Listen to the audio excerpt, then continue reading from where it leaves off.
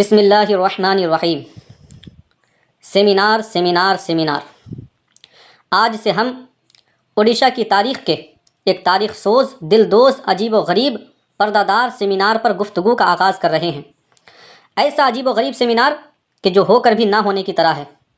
دنیا کے ہر سیمینار سے عموماً کسی خاص مسئلے کا حل نکلتا ہے، کوئی مثبت نتیجہ برآمد ہوتا ہے، لیکن یہ ایک ایسا سیمینار ہے جس سے مسئلہ حل ہونا تو درکنار، اس سے مزید نئے مسائل جنم لے چکے ہیں، جس سے معاملہ سلجھنے کے بجائے اور زیادہ الجھ گیا ہے۔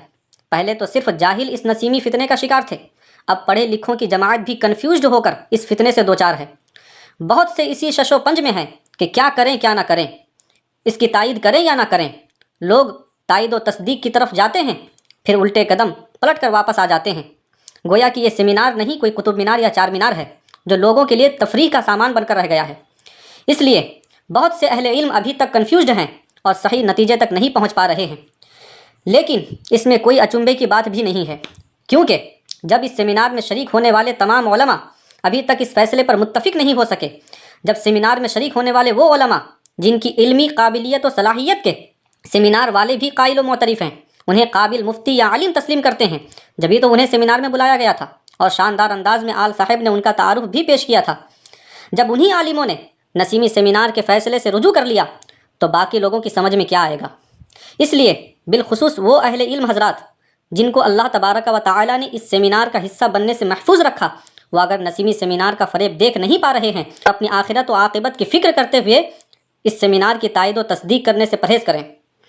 لگے ہاتھ یہ بھی عرض کرتا چلوں کہ سیمینار کے حوالے سے ہماری تمام تر گفتگو کے مخاطب صرف وہی حضرات ہیں جو نسیمی سیمینار کی حمایت اور تائید پر ڈٹے ہوئے ہیں، اور وہ علماء جنہوں نے اس غیر شرعی فیصلے سے رجوع کر لیا ہے وہ ہماری تردیدی بحث سے یکسر باہر ہیں، بلکہ ان کے لیے تو ہم دعا گو ہیں کہ اللہ تبارک و تعالیٰ ان حضرات کو ان کے جرأت مندانہ رجعت پر استقامت عطا فرمائے اور اہل حق کا ساتھی بنائے۔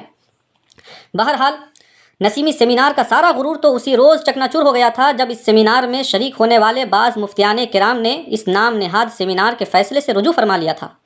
پھر بچا کچا رہا سہا نسیمی سیمینار کا مینار مسمار ہو کر اس دن زمیں بوس ہو گیا جب قاضی القضات فی الہند شہزادہ حضور تاج الشریعہ حضور قائد ملت مفتی اسجد رضا خان صاحب قبلہ اور نائب قاضی القضات شہزادہ حضور صدر الشریعہ ممتاز الفقہاء حضور محدث کبیر علامہ ضیاء المصطفیٰ صاحب قبلہ دامہ ظلہما علینا نے بھی اس نسیمی سیمینار کی تائید و تصدیق فرمانے سے انکار فرما دیا۔ نہ صرف انکار فرمایا بلکہ اعلیٰ اعلان اس کی تردید فرما کر باطل کے سارے ایجنڈے کو خاک میں ملا دیا۔ چونکہ اہل حق کے لیے ان دونوں معتمد علیہ حضرات کا فرمان ہی کافی تھا، اس لیے ان دونوں جلیل القدر شخصیات کا بیان آ جانے کے بعد اہل علم حضرات نے اس نسیمی سیمینار کو لائق اعتنا نہ سمجھا اور نہ اس کا جواب دینا ضروری خیال فرمایا۔ لیکن سیمینار کے مسلک فروشوں کا شور ہوگا جوں کا تو اب بھی جاری ہے، اور وہ آج بھی اپنی انانیت و ہٹ دھرمی کے خمار میں اس خاک آلود کھوکھلے سیمینار کو زبردستی مضبوط دکھانے کی لا حاصل کوشش میں لگے ہوئے ہیں۔ لہٰذا ان مسلک فروشوں کی بیہودہ حرکتوں کو تشت ازبام کرنے کے لیے آئینہ صداقت کو اللہ تبارک و تعالی نے قوت گویائی عطا فرمائی، اور اب تک ان نسیمیوں کے رد میں اور آل صاحب کی مکاری سے متعلق ہمارے کئی جوابات اسی چینل پر اپلوڈ ہو چکے ہیں، جن کا جواب دینے سے باطل اب بھی قاصر ہے، اور جب ہمارے جواب کا ان سے جواب نہیں بن پا رہا ہے تو بے جا فضول بہانہ بازی سے کام لے رہے ہیں۔ جواب نہ دے پانا ہی خود ان لوگوں کے لیے بڑی ذلت کی بات ہے، لیکن ان مسلک فروشوں کی بے شرمی اس حد تک پہنچی ہوئی ہے کہ جتنے بھی جوابات دے دیے جائیں پھر بھی وہ یہی راگ الاپتے ہیں کہ ہمارا جواب لاؤ، ہمارا جواب لاؤ، ہمارا جواب لاؤ۔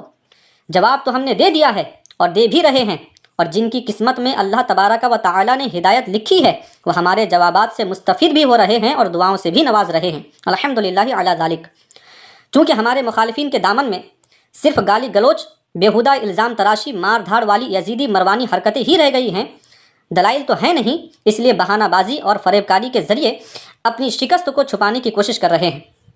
اب جب کہ ان کی جانب سے بار بار یہ مطالبہ کیا جا رہا ہے کہ ہمارے سیمینار کا جواب دو، اسے غلط ثابت کرو، تو ہم نے مناسب سمجھا کہ ان کے سیمینار کی حقیقت عوام کے سامنے رکھی جائے تاکہ سامعین و ناظرین اور عوام اہل سنت خود کھلی آنکھوں سے دیکھ سکیں کہ حقیقت میں یہ سیمینار ہی تھا یا مسلک فروشوں کا چور بازار تھا۔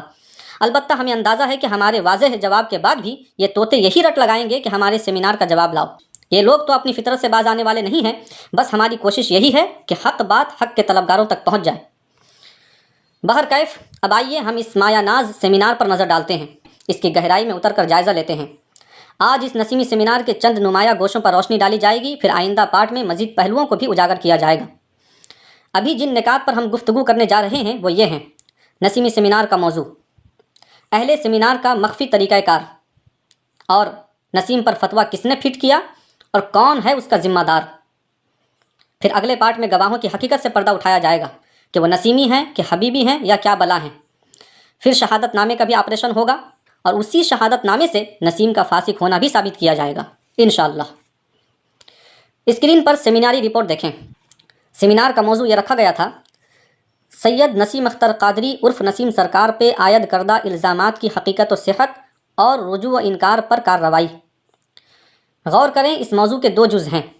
پہلا، نسیم پر لگائے گئے الزامات درست ہیں یا نہیں، اور دوسرا جز ہے نسیم کا اپنے اوپر لگائے گئے الزامات سے انکار و رجوع۔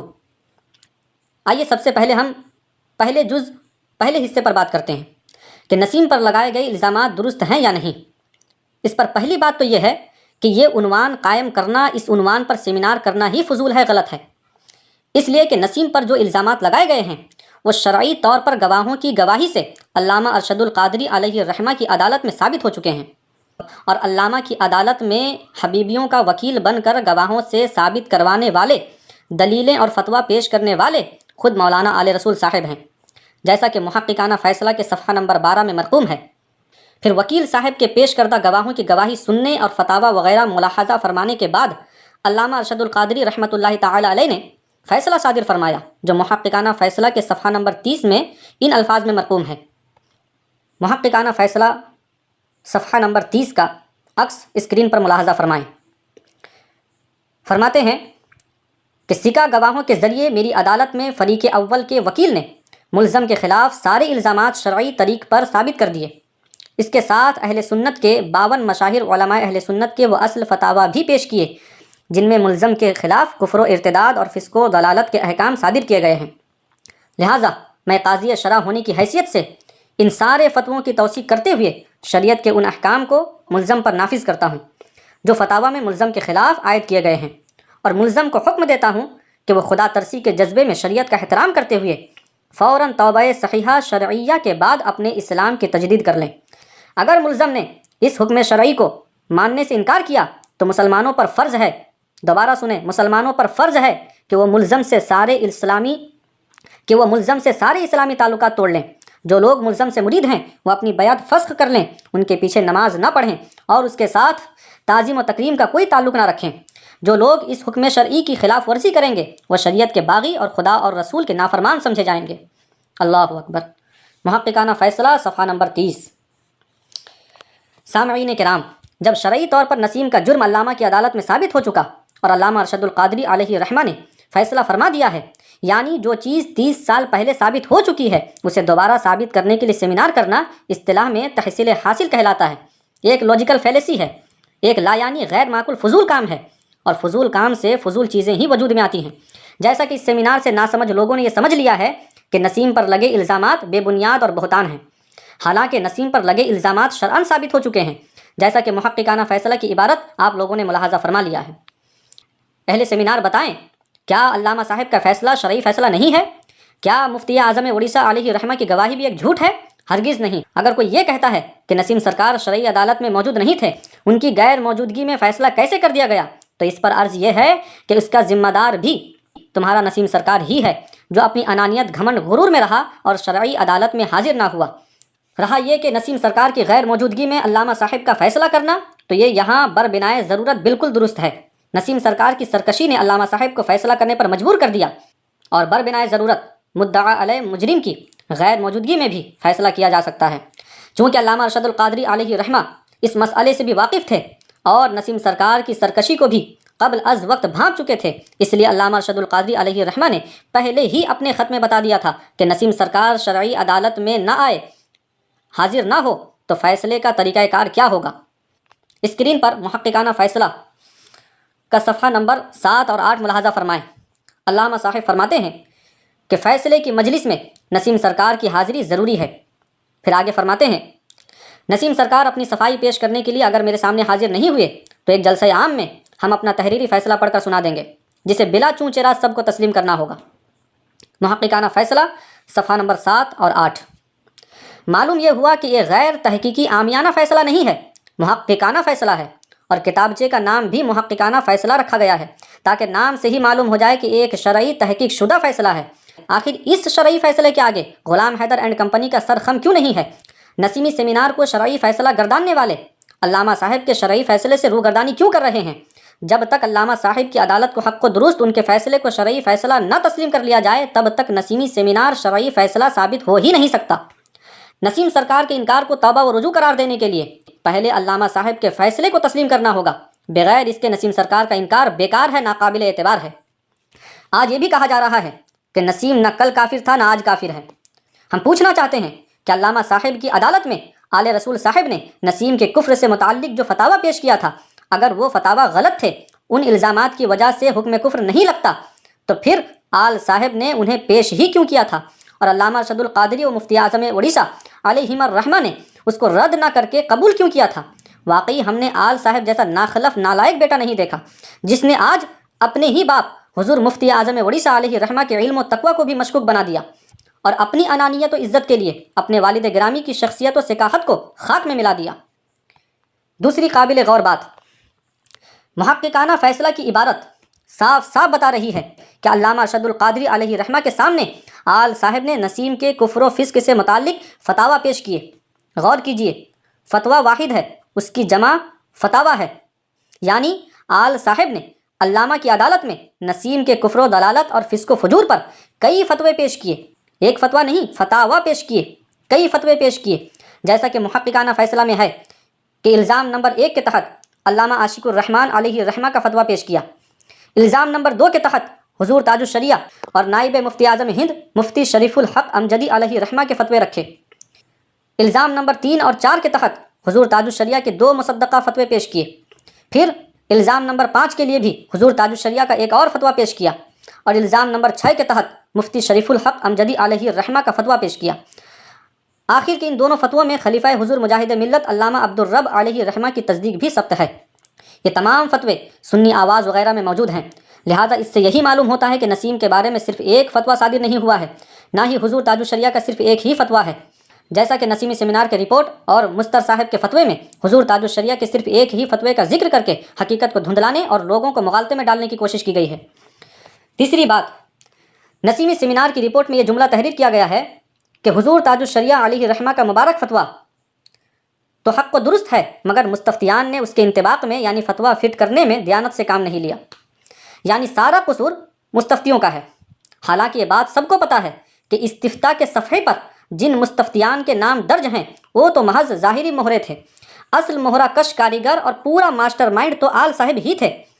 لہٰذا بالفرض اگر انطباق میں کوئی بددیانتی ہوئی ہے تو دیانت سے کام نہ لینے والے اور خیانت کے اصل ذمہ دار بھی آل صاحب ہی ہوئے، نہ کہ وہ چند نام جو محض رسمی طور پر لکھے گئے تھے۔ لیکن آج سارا بوجھ مستفتیان پر ڈال کر انجان و نادان بننے کا ڈھونگ رچایا جا رہا ہے۔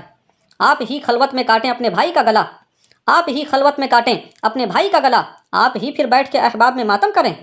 کل تک یہی باتیں غلام حیدر خود چیخ چیخ کر لکھ لکھ کر تقریروں اور تحریروں میں کہہ رہا تھا کہ اس پورے معاملے کو ڈیل کرنے والے آل صاحب ہی ہیں۔ اسکرین پر دیکھیے نسیمی حبیبی اختلاف کا تحقیق جائزہ کے صفحہ نمبر 47 اور 48 پر غلام حیدر خود آل صاحب کے بارے میں کیا لکھتا ہے۔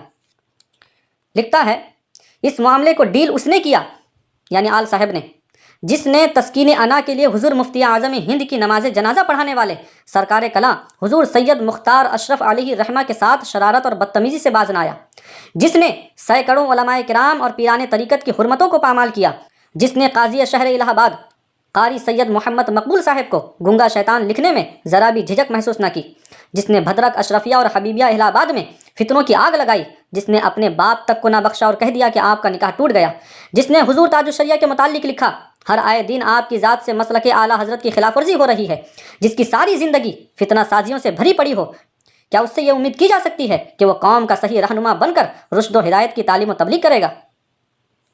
پھر صفحہ نمبر 50 پر ایک کتاب سے نقل کر کے لکھا کہ نسیم سرکار کے خلاف اکثر استفتاء خود آل رسول نے ہی مرتب کر کے فتاویٰ حاصل کیا تھا اور گواہ بھی اس کے تیار کردہ تھے۔ کل تک غلام حیدر کے نزدیک یہ باتیں آل صاحب کے سارے کرتوت تحقیق سے ثابت تھے، لیکن جیسے ہی آل صاحب نے پارٹی بدلی، نسیمیت میں جوائننگ لی، فوراً آل صاحب کا سارا جرم معاف ہو گیا۔ غلام حیدر کی تحقیق ہوا ہوا ہو گئی یا ہوا نکل گئی، اور اہل ہوا کی ہوا کا پورا رخ بیچارے مستفتیوں اور حبیبیوں کی طرف ہو گیا، جو صرف خلوص کے ساتھ اکابر علماء کرام کے فتووں پر عمل پیرا تھے۔ سامعین خود غور فرمائیں، کل تک یہ لکھا جا رہا تھا، اعلان کیا جا رہا تھا کہ آل صاحب جیسا فتین آدمی قوم کا صحیح رہنما نہیں بن سکتا، رشد و ہدایت تعلیم و تبلیغ کے لائق نہیں ہے، لیکن آج وہی آل صاحب نسیمی مبلغ، نسیمی اسٹیج کے بارونق مقرر ہیں، بلکہ نسیمی سیمینار کے ایک مینار ہیں، نسیمیوں کے رہنما و غمخوار ہیں۔ دوسری جانب کل تک جو غلام حیدر آل صاحب اور ان کے مریدین کے نزدیک حرامی بچہ تھا، آج وہی ان کے نزدیک سلامی بچہ بن گیا ہے۔ چلو مانا کہ ان دونوں کا اختلاف ختم ہو گیا ہے، اس لیے دونوں مل گئے، لیکن دونوں نے ایک دوسرے کے بارے میں جو حقیقت بیانی کی تھی، جو حالات بتائے تھے، وہ اچانک کیسے بدل گئے؟ غلام حیدر حرامی سے حلالی کیسے ہو گیا؟ آل صاحب مسخرہ شیطان سے معتمد علیہ انسان کیسے بن گئے؟ کل تک نسیمی آل صاحب کو میر کہتے تھے، آج وہ سید صاحب ہو گئے۔ یہ ہے بے شرموں کی حقیقت و حیثیت اور غلیظ فطرت و عادت کہ جو نسیمیت نواز ہے، نسیمیوں کا طرفدار ہے، وہ تو علامہ فہامہ صوفی سید سب کچھ ہے، اور جو ان سے اختلاف کرتا ہے وہ علم و عمل، احتیاط و تقوی کے چاہے جتنے بلند درجے پر فائز ہو، بلکہ سید ہی کیوں نہ ہو، اس کے خلاف یہ منہ بھر بھر کر غلاظت اگلتے ہیں اور الزام تراشی و بہتان بازی کا ہنگامہ بپا کرتے ہیں۔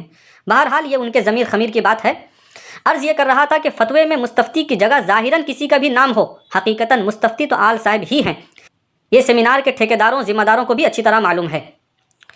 اس کے علاوہ اگر فتویٰ کے انطباق میں بددیانتی ہوئی ہے تو اس میں برابر کے ذمہ دار آل صاحب کو بھی قرار دینا چاہیے، کیونکہ مستفتیوں نے تو صرف فتویٰ حاصل کیا تھا نا، اس کو نسیم پر منطبق تو آل صاحب نے کیا ہے، تبھی تو شرعی عدالت میں ان فتاویٰ کو پیش کر رہے تھے۔ فتاویٰ حاصل کرنے والے تو عام لوگ تھے، ممکن ہے ان سے بھول چوک ہو جائے، لیکن آل صاحب نے وکالت کرتے وقت دیانت داری سے کام کیوں نہیں لیا؟ غور و فکر کیوں نہیں کیا؟ اس وقت ان کی دیانت، فقاہت، فہم و فراست کہاں مر گئی تھی جب دھڑا دھڑ نسیم پر فتویٰ فٹ کر رہے تھے؟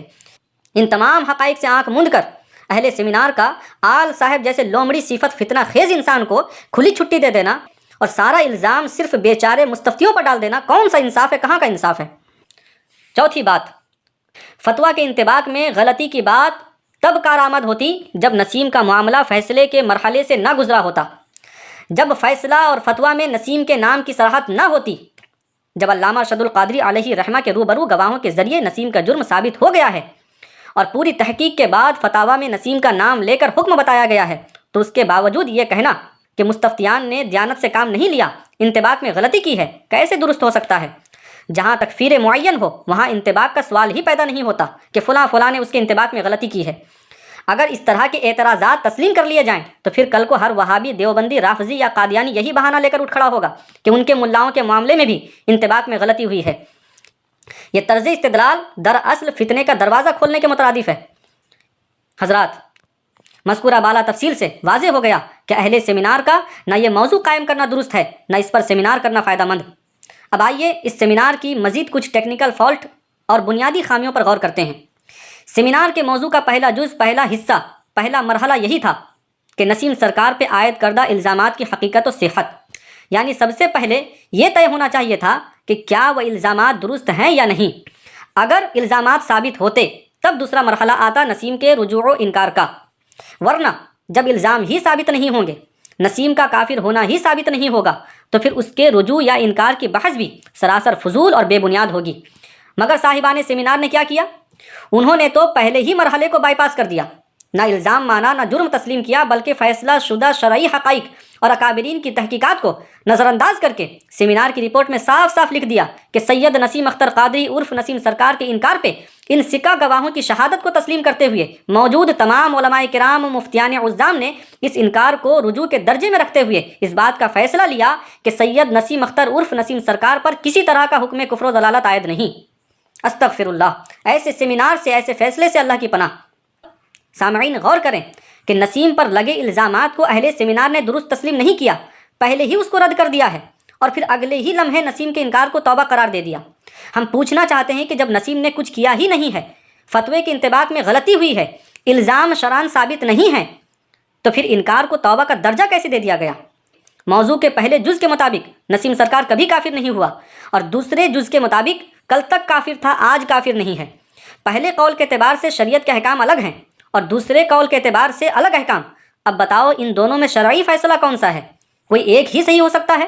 لیکن سیمینار کے تمام تر پہلوؤں پر گواہوں پر نظر دوڑانے کے بعد نتیجہ یہی سامنے آتا ہے کہ نہ موضوع سیمینار کا پہلا جز درست ہے، نہ دوسرے جز پر فیصلہ صحیح ہے۔